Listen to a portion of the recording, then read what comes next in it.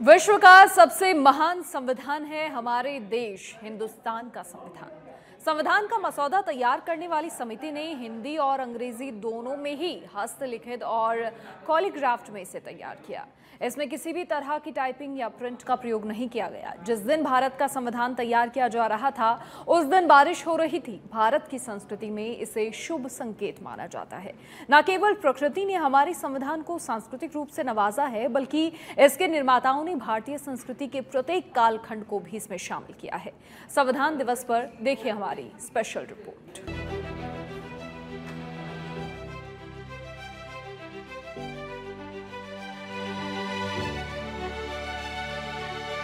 हमारे देश के संविधान की लिखित तथ्यों के बारे में तो आप कई जानकारियां रखते हैं, लेकिन आपको ये जानकर हैरानी होगी कि इसी संविधान में 22 चित्रों के जरिए हमारे देश की प्राचीन सभ्यता से लेकर वर्तमान संस्कृति को भी शामिल किया गया है। मूल संविधान में प्राचीन काल से लेकर आजादी तक के अहम चित्रों का समावेश किया गया है। मूल संविधान में वैदिक काल के गुरुकुल, रामायण से भगवान श्री राम के वनवास से घर वापस आने का दृश्य, महाभारत में श्री कृष्ण द्वारा अर्जुन को दिए गीता उपदेश का दृश्य, गौतम बुद्ध, भगवान महावीर, सम्राट अशोक के साथ साथ विक्रमादित्य के सभागार के दृश्य मूल संविधान में शामिल किए गए। आदमी के राइट्स का प्रोटेक्शन होना चाहिए, तो उन्होंने कहा था तीसरे में हम फंडामेंटल राइट्स लाएंगे चैप्टर में। तो फंडामेंटल राइट्स का प्रोटेक्शन कब हुआ? जब राम राज्य आया। तो रामचंद्र सीता को लेके लौट रहे हैं, उसका इलस्ट्रेशन ये थी। फिर उन्होंने कहा कि भाई क्या स्टेट की क्या रिस्पॉन्सिबिलिटीज होंगी, लोगों को क्या करना है उनका, उसके लिए कानून बनेंगे। पहले तो कानून कैसे बनेंगे?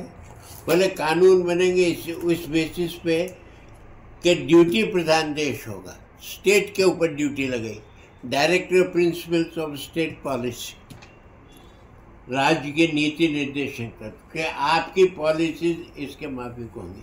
तो इन्होंने कृष्ण ने गीता का उपदेश दिया अर्जुन को, का कर्मण्येवाधिकारस्ते मा फलेषु कदाचन, कर्म किए जाओ। तो इस तरह से सिंबॉलिक है। तो इसके हर चैप्टर में का एक महत्व है। तो जब तक कॉन्स्टिट्यूशनल डिबेट्स नहीं असेंबली के मेंबर्स को उनको पढ़ाई जाए, और जब तक विद्यार्थियों को नहीं पढ़ाई जाए, जब तक उनको फंडामेंटल्स का ज्ञान कैसे होगा? हमारे संविधान निर्माताओं ने चित्रों के जरिए बहुत कुछ संदेश देने का प्रयास किया है। मूल संविधान में एक ओर जहां प्राचीन भारत के वर्णन के साथ भगवान श्री राम से लेकर श्री कृष्ण के चित्र शामिल किए गए, वहीं मध्यकालीन भारत में राजाओं में शामिल अकबर, शिवाजी, गुरु गोविंद सिंह, रानी लक्ष्मीबाई से लेकर टीपू सुल्तान के चित्र भी शामिल किए गए। पिछले एक दशक से संविधान की जानकारी आम लोगों तक पहुंचाने में जुटे अधिवक्ता सूर्य प्रताप सिंह राजावत इसे लेकर बेहद महत्वपूर्ण बात कहते हैं। हमारा जो मूल संविधान है, जो कि हस्तलिखित है, लिपिबद्ध किया गया है और जिस पर माननीय संविधान सभा के सदस्यों द्वारा हस्ताक्षर किए गए थे, वो 22 भागों में बटा हुआ है। और हर भाग की शुरुआत हमारे भारतीय संस्कृति, सभ्यता, इतिहास और विरासत के कलाकृतियों से होती है। उसका एकमात्र कारण ये है कि संविधान सभा ने उस समय ये शायद विचार रहा कि ऐसा नहीं हो कि भविष्य में ये समझा जाए कि भारत जो है वो 1947 में आया या 1950 जब से हमारा संविधान बना तभी आया। यही कारण है कि जो पहला भाग 1 है उसमें मोहनजोदड़ो का चित्र मिलता है, उसके बाद वैदिक काल के गुरुकुल, फिर रामायण काल, महाभारत काल, भगवान महावीर और पूरे 22 के 22 चित्र मिलते हैं। और ये चित्र ये दर्शाते हैं कि उस समय का जो युग धर्म है वो क्या था, और उससे हमें ये सीखने की आवश्यकता है कि किस प्रकार से ये जो हमारा संविधान है, हमारा जो आज भारत है, वो कैसे वो जो पुराने जो संस्कार हैं, वो जो पुरानी हमारी सभ्यता और संस्कृति है, उन सब को संयोजते हुए हम कैसे आगे बढ़ें और उसमें किस प्रकार से जो संविधान है वो हमें सहायता देता है या सहायक होता है। संविधान में महात्मा गांधी के 3 चित्र शामिल किए गए हैं।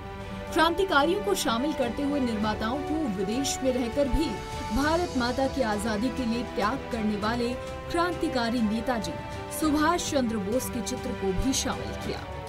लेकिन यहाँ पर विरोधाभासी व्यवहार या संस्कृति के लिए इनके चित्र शामिल नहीं किए गए, बल्कि उनके युग खंड के अनुसार आवश्यक घटना का जिक्र किया गया है।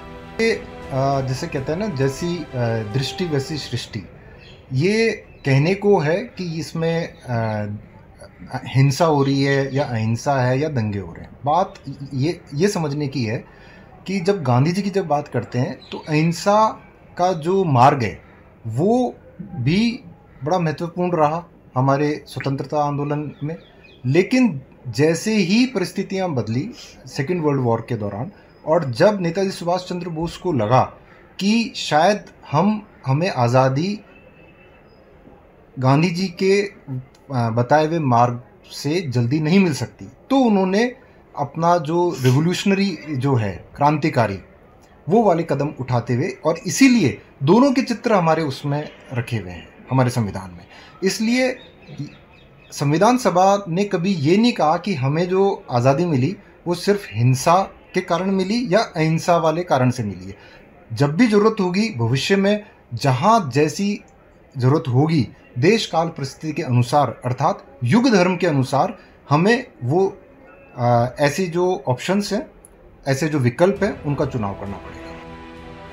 संविधान में 22 चित्रों के जरिए दी गई भारतीय संस्कृति से जुड़ी ये महत्वपूर्ण जानकारियां अब तक आम जनता तो छोड़िए, लॉ स्टूडेंट तक भी नहीं पहुंच पाती हैं। यहाँ तक कि हमारे संविधान को लेकर इंटरनेट की दुनिया में भी कई गलत और अधूरी जानकारियां दी गई हैं। रूपाली चौहान और दीक्षा दोनों ही लॉ स्टूडेंट्स हैं, जो इस तरह की गलत जानकारियों को अब सही तरीके से स्टूडेंट्स तक पहुंचाने का प्रयास कर रहे हैं।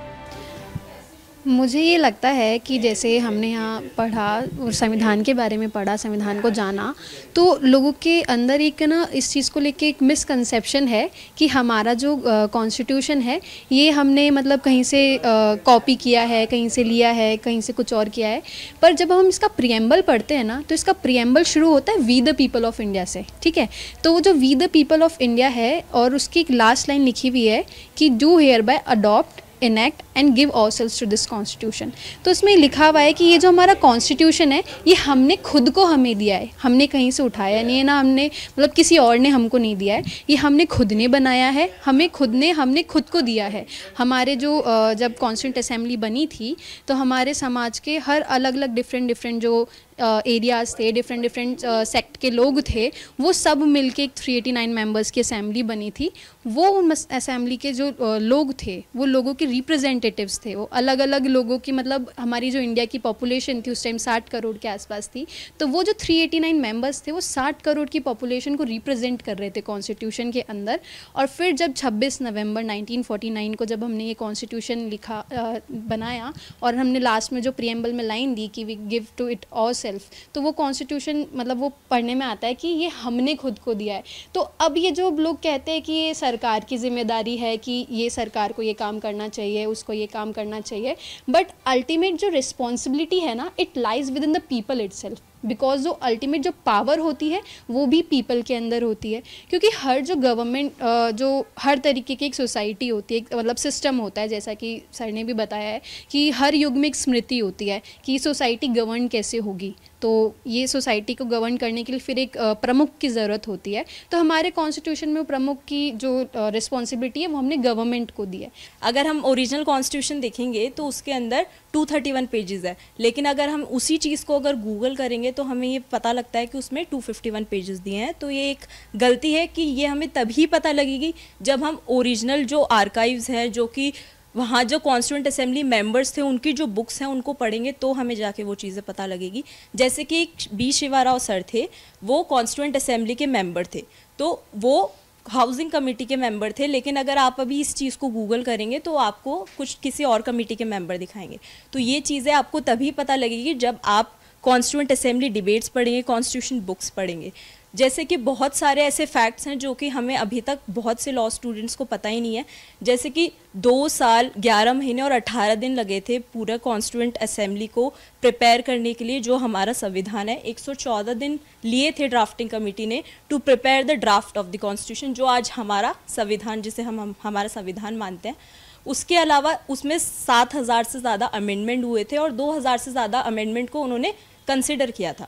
तो ये सारी चीज़ें हैं जो कि अभी तक बच्चों को पता नहीं है। और जो हमारा ओरिजिनल कॉन्स्टिट्यूशन है वो पार्चमेंट पेपर यूज़ करके बना है और पूरा हैंड रिटन कैलीग्राफ्ड है। इंग्लिश का प्रेम बिहारी नारायण रायज़ादा सर ने किया और हिंदी का वसंत कृष्णन बैद सर ने किया। तो ये कुछ फैक्ट्स हैं जो अभी तक लॉ स्टूडेंट्स तक पहुँचे नहीं हैं। जैसे कि जो लॉ यूनिवर्सिटीज़ है वहाँ की जो बुक्स हैं, उन बुक्स के अंदर जो हमें पढ़ाया जाता है और जो कॉन्स्टिट्यूशन की जो संस्कृति है जो उसमें दर्शाई गई है, वो अभी तक लॉ यूनिवर्सिटीज़ और लॉ कॉलेजेस में पढ़ाई नहीं जाती, क्योंकि कॉन्स्टिट्यूएंट असेंबली डिबेट्स वहाँ तक पहुँची ही नहीं है। तो अब हम लोगों ने उस चीज़ पे थोड़ा काम किया है, तो मुझे ये लगता है कि एक लॉ के स्टूडेंट को जो भी कॉन्स्टिट्यूएंट असेंबली डिबेट्स हैं, जो कि स्पिरिट बताती है कॉन्स्टिट्यूशन की, वो पढ़नी चाहिए। संविधान दिवस केवल एक ऐतिहासिक दिन नहीं है, बल्कि ये भारतीय संविधान के प्रति समर्पण और प्रतिबद्धता का प्रतीक है। इस दिन नागरिकों को संविधान के उद्देश्यों और मूल्यों की याद दिलाई जाती है, ताकि वो अपने अधिकारों और कर्तव्यों को समझ सके। आज के दिन भारत के राष्ट्रपति और प्रधानमंत्री भारतीय संविधान के प्रति अपने सम्मान और कृतज्ञता का इजहार करते हैं। स्कूलों, कॉलेजों, सरकारी दफ्तरों और संस्थानों में इस दिन को मनाने के लिए विभिन्न कार्यक्रम आयोजित किए जाते हैं। सच बेधड़क के लिए एसोसिएट एडिटर निजाम कंटालिया की रिपोर्ट।